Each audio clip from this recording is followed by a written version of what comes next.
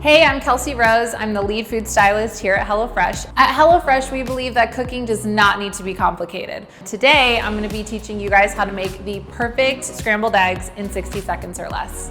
I love making breakfast, and a staple for a solid breakfast is a great scrambled egg. The first step is to crack your eggs into a cold pan.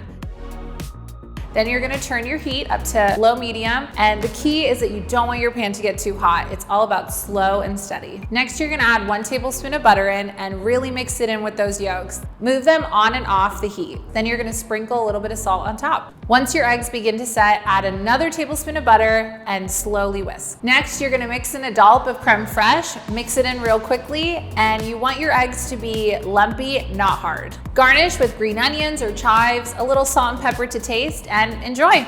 Once you've mastered the basics, feel free to add bacon or other fun toppings to really spruce up your eggs. Thanks for watching. Check out our other videos for more recipes that you can make in 60 seconds or less.